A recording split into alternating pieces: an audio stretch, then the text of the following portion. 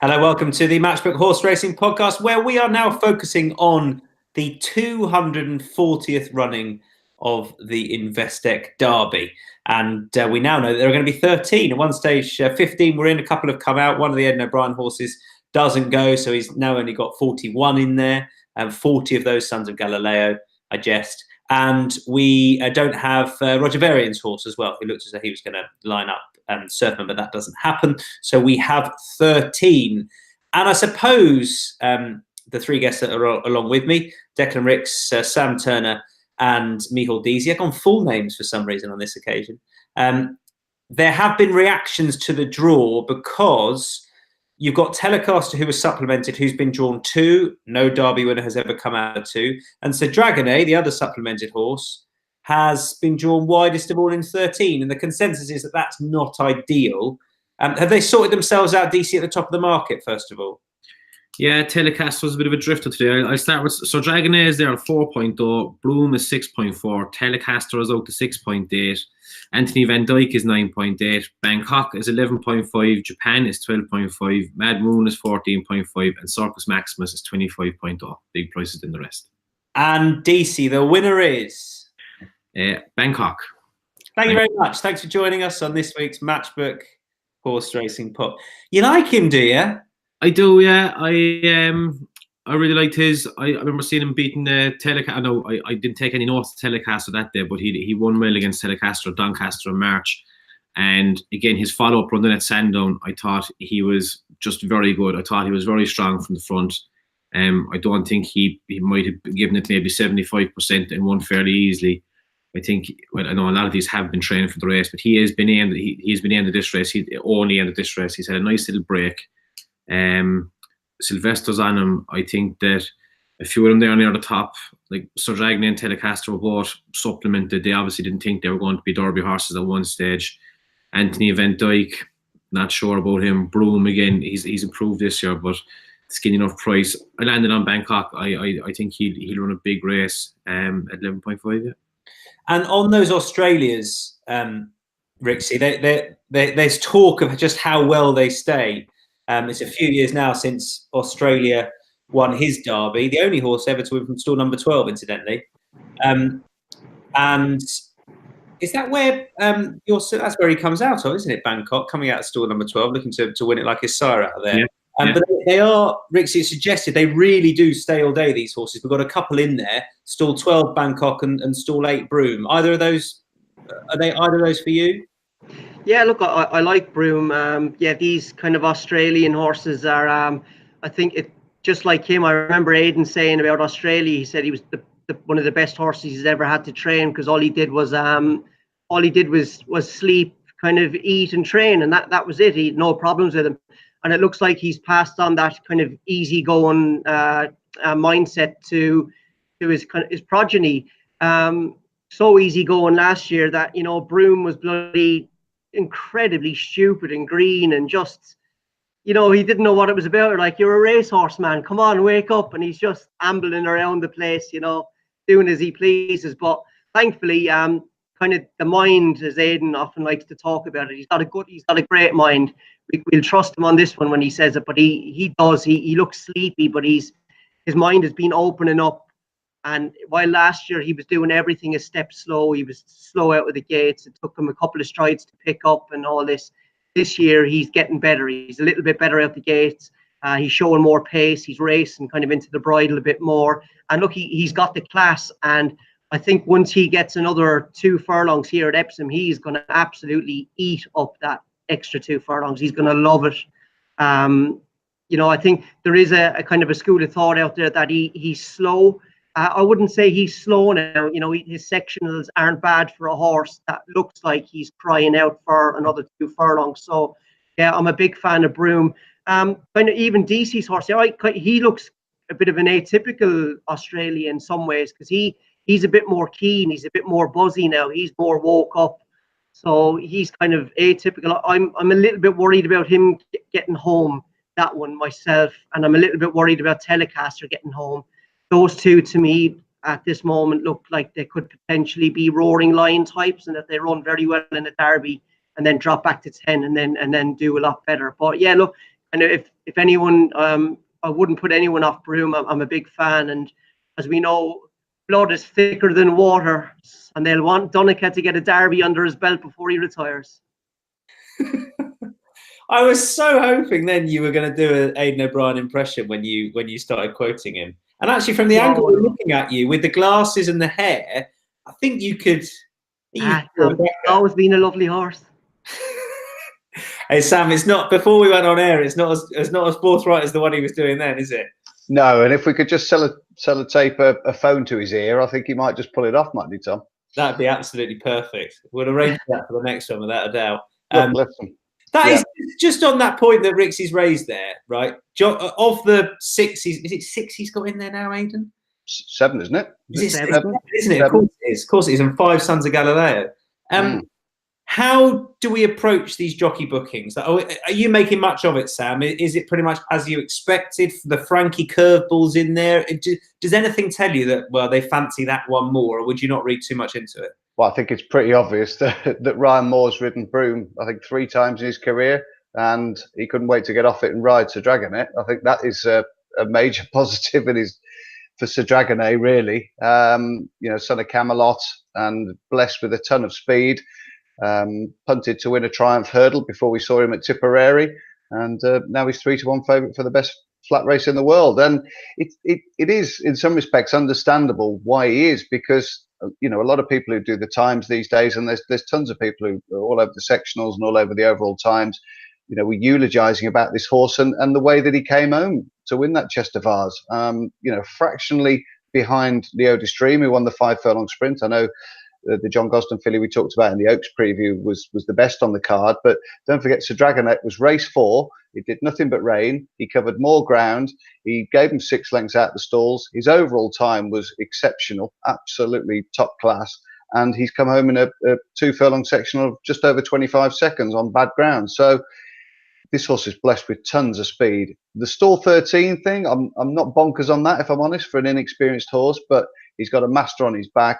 He's going to come from the back anyway, so he'll be dropped in and let 1 or 2 of the others, of which there are plenty from his operation, the Ballydoyle operation, they'll all go on and make a good gallop out of it, and he'll be winging his way down the outside, providing he handles the track okay. Doing the draw today with Willie Carson was brilliant, because he started off the show talking about 1 he called the coffin box. You can't win from 2. Nobody's ever won from 2. Drawn widest of all is a disaster. And then when I went to him for the wrap, I went, what do you make of who's best drawn? He went, it doesn't matter where you're drawn. If there's only 13 runners, you can come from anywhere. I was brilliant. Oh, great. Good idea when he was on good form. Well, at least he didn't say Sir Dragonet beats Line of Duty. No, and that would have been a bit of a contradiction in terms. But yes. I mean, look, I think the thing with this year's Derby, you've got a lot of solid middle distance horses with top class pedigree, as you do in a number of years. But from the Ballydoyle operation, Broom, Anthony Van Dyke, etc., that you'd be, even Japan, he should step forward markedly from the Dante, but you get the impression this is all coming a bit soon for him. But you've got those proven horses that stay well, they look durable, they look tenacious, gritty, dyed in the wool 12 furlong horses, and then you've got that one horse with a bit of extra X factor, if you like, Sir Dragonet, who's got that scintillating burst of speed. For me, he wouldn't be out of place in a Coral Eclipse. I think it'd be absolutely perfect for him. Decent gallop, 10 furlongs, good ground, or a bit of cut, absolutely fine for him. He's got that blistering change of gear that I think could be so potent here, and if he can just overcome that inexperience factor and lie up with them off a strong pace, or what looks like it could be a strong pace, I think he'll murder him for toe. The one negative, which is something that Kieran Fallon mentioned a few weeks ago with him, is he's won with a bit of juice underfoot, and he's quite a heavy topped horse. And he did question, I know he won at Chester, which Aidan likes to use, I think now almost as the key trials in a way at that track, with the crowd on the inner and the outer of the course as well. But it's enough for me at the prices just to go, I'd probably rather back something else. Whether or not the ground will be light, it's going to be quick ground. Speaking to Andrew Cooper today, and also whether or not he will be in love with Epsom.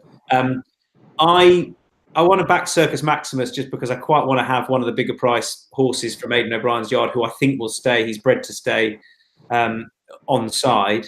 And I thought Anthony Van Dyke, I think he was expected to. I don't even think they thought he'd win that day, And I think he's expected to come on a bundle for it. Another Galileo, who I'm sure will stay, and he's just a bigger price. These aren't strong opinions, but I don't want to dive into anything towards the top of the market.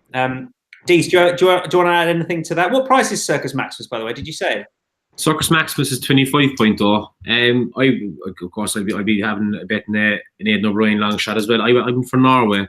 On his form behind Sir Dragonet, I think he finished very well that day. I mean, he would have won that race only for Sir Dragonet being 10 lengths off ahead of him. He's 44.0 at the moment. He's a nice big juicy price, I think. Aidan O'Brien could easily have the 1, 2, 3, 4 here. You know, it can happen any year, and I think he's worth a small bet to place anyway.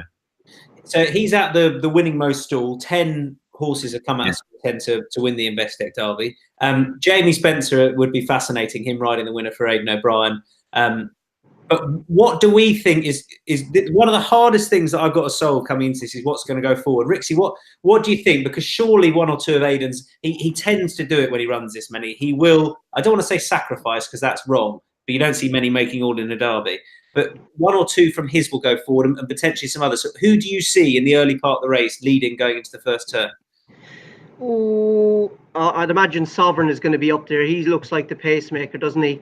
Look, you've got the two Ballydoyle big guns here are Broome and Sir Dragonet. You've got Broome, who looks like he's crying out to go up to 12, and you've got Sir Dragonet, who's won over 12 on soft. This is going to be run at a furious gallop because those are two hold-up horses as well. This is really going to sort the men from the boys. So yeah, look, it's going to be strongly run. Sovereign is going to be up there. Like who knows? Like we've seen it in the past that they've, the sacrificial lamb. They've sacrificed good horses to get their top ones in the frame. So like maybe Norway. I'm sorry to say, Deasy, could he potentially be a sacrificial lamb as well? They're not going to sacrifice Circus Maximus because of the owners. You're not gonna run a horse in the Derby under the Arcos colours and go, sorry lads, we just wanted to use your lad as a pacemaker there. Have some horses with us next year again, please. So look, it's going to be run. You're going to need to stay here big time. Just with Sir Dragonet, I've got a couple of worries with him. Like, twice he's won on proper soft ground, and the other one is, if you go back and watch his races, he's never had a horse bump or barge him, like race on its hindquarters, any of that. He's had so much room. Coming down Tattenham Corner there, it's going to get messy, and I just wonder how he'll handle all of that. So I think and the thing is, I know what Sam says about what Sir Dragonet did at Chester was unbelievable, but it was on soft ground.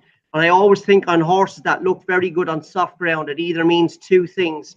It either means they can look a lot slower when they get on proper quick ground, or they've obviously kind of got physical issues that they don't let themselves down on quick ground, so they need it soft. So I'm just not sure we will see that pace out of Sir Dragonet on much quicker ground. And looking at the going stick reading, I think it was 7.6 today. It's not going to be like rattling quick, but it's going to be lovely summer ground.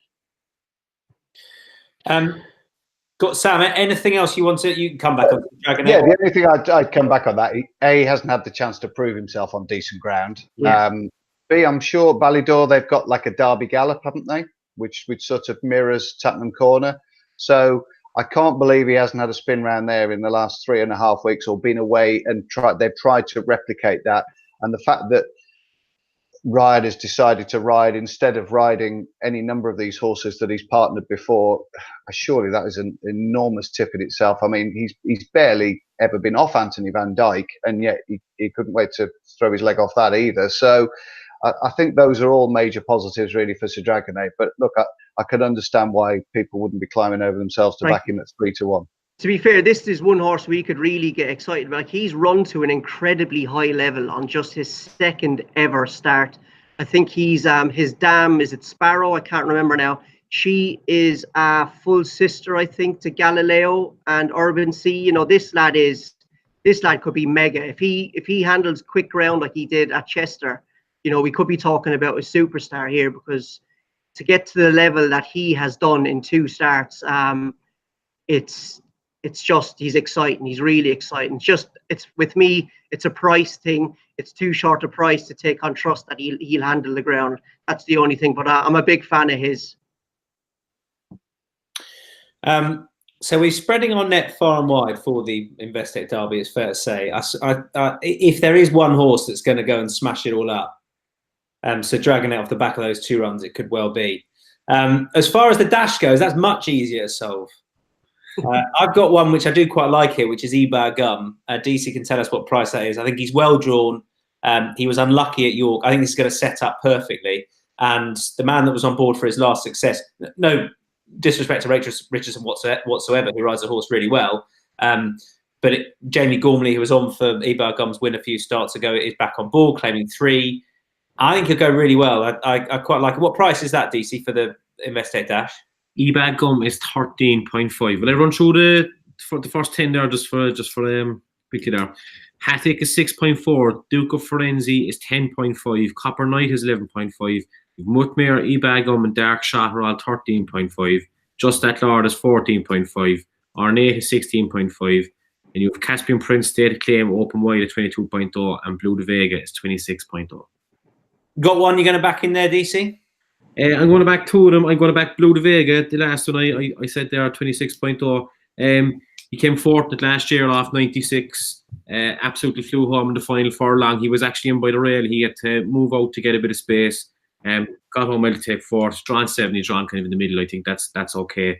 And he's down again. He's running off 91 this year. He was off 96 last year. So hopefully he can go a bit closer. And I thought Mutmere was an interesting entry here. Like, he's 9 years old now, but he was going for Group 1s last year against Batash. He's been sliding down the handicap now. I think he's down to 104, I think, which is the lowest he's been in a while. Again, it's a season reappearance, and he's never run at Epsom before, so there are those kind of negatives. But I think he's a class horse. He could be a class horse in this race, and he's 13.5. Being completely serious, the first horse you mentioned, Blue de Vega, is another horse I'm going to back in the race. I backed him last year as well. He needs it all to drop right, but he's definitely got a big run in him. So he and Ebar Gum will be my 2. Rixie, what do we think? No strong opinion here? No, nothing strong. My opinion on this race is it is absolutely insane viewing, and even if you're not having a bet, you must watch it, because this is why British racing is among the best in the world. When you have absolutely mental 5 furlong tracks like the Epsom Dash, it's insane. You know, it must be such a buzz for a jockey to ride going that pace downhill on proper quick and classy horses. But look, because the track is so insane, I think course form is big, and I'm looking at Just the Lord. He will do for me. I think he's run at Epsom 4 times. He's won there. He's been 2nd, and he's been 3rd twice. So I think he's about 14 to 1 there. He's a decent each way or win and place bet for me. But I say decent. I probably don't have a strong opinion, but he will do for me. I think course form at Epsom is huge, but that sprint track, I think you can always look for it as a huge positive as well. Sam, over to you. What do you think? When the Duke goes marching in, why would you avoid backing Duke of Firenze at what is he, Dees? 10 points.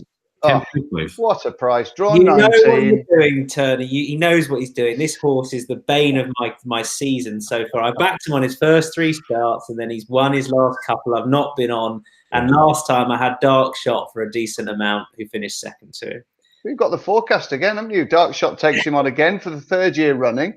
He was 6th Duke of Firenze last year, 3rd the year before that, 3rd the year before that. I don't know what happened to him in 2015. He finished last. I backed him. He must have had a leg transplant or something. But 2014, he never shipped up, and 2013 won it for Sir Michael Stout. He's here. He's in rampant form.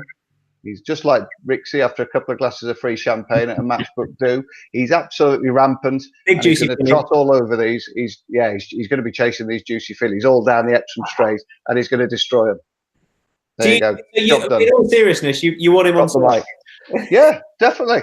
Yeah, draw 19. He's just to win like he did at York. I mean, it totally put me off last week. The draw. I thought he got it all to do from 19. Stuck out of the wing. I thought it was an impossible position for him, and he came home and he nutted Dark Shot like most horses do. But you know, Dark Shot still ran an absolute blinder. He's not terribly drawn in 9. I could see him running another massive race. He loves Epsom. If I was you, I'd definitely have a pound on him because he'll probably go win the week after you don't back him. So those two for me, they're a couple of old stages that have been there, done it before. I'll probably have a small split stakes play on those. I may have to just have an insurance bet on the Duke. Please don't back him, Tom. Please, actually, please don't back him. I'm all in. Oh. Just for sanity's sake. What about best bets on the day? Because there's plenty of racing going on. Rixie, start with you. Did you have a Queen's runner who you quite fancy to go well? Yes, Sexton. Yes, Sexton. Is that the Queen's horse? Yeah, that's the one in the 5:15, the ordinary handicap. Only because I'm going to back him. He wouldn't be my best bet necessarily, but I think he got a great chance. An Irishman napping the Queen's horse. Michael Collins is turning in his grave. But anyway. Rixie, you do realise it's called Sextant, not Sex Pest. You do realise that, yeah? I've actually been called both in my life, would you believe? I love it. And Sex God, obviously. I'm not sure. Does Deasy have prices there for us? No, we don't have prices for those races yet, Rixie, sorry. Yeah, no worries. But I don't know what price he's going to be. But look, he ran in the same card and same course and distance as Salowin at Ascot there 3 weeks ago. And his time in his sectionals, carrying 6 pounds more, stood up pretty well to what Salowin did, and he's gone up a full 8 pounds for that. He could have gone up the bones of a stone for me if he went up. I wouldn't have argued too much. He's a horse I think has has benefited massively from the gelding operation because he looked a bit of a sex pest himself there last year. So look, this has helped him out, and I think he could be well handicapped if he handles the course. That would be the only worry. I think it'll take a seriously good performance to turn him over. But I didn't get to mention him as well, Tom. Circus Maximus for me is definitely the value bet. I'll be backing him as well in the Derby. Yeah, we're in agreement there. We quite right too. You did mention that to me before we went on. I think he's got a good each way shout. What's your best bet, Rixie, on the day on Saturday? Is it one of those we mentioned? The nap would probably be Sextant, but I think definitely kind of the each way value play is Circus Maximus. I think he's about 20-25 to 1, something like that. Yeah. I think he was 21.0, Deasy said. What about you for Dease for Saturday? Best bet, Dease, or anything else you want to mention? The only other one I was going to mention was Ananarium. She is running in, so let me get the race up here now. She's running in the 2:35. Voracious is a short enough price favourite for that, but I think Ananarium is a good horse. She kind of comes into herself during the summer. Might need a bit more cutting the ground, but I'd say she'll be going up there about 5.5, 6.0. I think she'll be worth a small bet in the 2:35 in Epsom. She likes quick ground, and that Voracious is tricky. She's been disappointing a few times when favourite. Now, I'm not sure Newmarket's her track. I was going to put her up as a lay, and I've just sort of checked that, but I don't have a huge amount of confidence in Voracious and was trying to find something to take her on with. Sam, what about you? Best bet on the day? Well, first point to make is that in the last race, the 6 furlong handicap, a good colleague of ours has got a runner. Have you spotted it? Harrogate, sitting at the foot of the weights. Mr. Nick Goff, football pundit extraordinaire. He's managed to get Harrogate into the race. He won at Lingfield over 5 last time, dominating from the stand side rail. So how he'll get on here, I don't know, but it's great for Goffey to have a runner on Derby Day. So good luck to him. And I'm almost certain that's going to go forward. From 4, it went forward last time. You'd imagine it's got a good draw and it'll just off we go. I think, and they booked a good claimer in the form of Gabriel Malone. Yes, and nicely drawn as well, as you say. So, but probably, although I haven't been through the card with the finest of detail, I think the Trader is a horse that interests me in the first race. And because nobody's mentioned the first race, I'll go with him each way. I thought he ran really well in the London Gold Cup at Newbury, which invariably works out as a brilliant race. He's beaten 4 lengths by Headman. He was a 33 to 1 poke. He tried to challenge over on the far side. I'm not sure that was the place to be on the track that weekend or during that meeting. Because I think the Haggis filly the day before tried to challenge over there and it didn't work out for her either. So I thought that was a blinding run. Obviously, Mark Johnson runs a few in the race. He runs Nairth Road. That keeps the weights down handy. Sylvester on should be a reasonable price as well, edging towards 10.0, something like that, I would think. So he's a horse that interests me a great deal in that first race. That is the Trader. Yeah, I think you can get around about 9.0 there, and you never know with Matchbook, you might want to price up a little bit on the day. The last one I'll mention is Squats in that last race that Sam mentioned. Obviously, Harrogate catches the eye. Squats drawn one, well drawn, might just sit off them, and I think Ian Williams can get that. Not that it's it came from William Haggis's, but Ian Williams won this race last year. Has booked Jason Watson, and I think this may just have been a target off the back of his run last time, you would imagine. Guys, thank you very much indeed. Good stuff. Thanks for joining me. We'll chat to you again soon. That's Rixie, Deasy, and Turney. Now, Sammy. Good work, Sammy. Cheers, lads. Happy Derby Day, and thanks to you at home for listening, for watching. We'll chat to you again soon. Bye for now.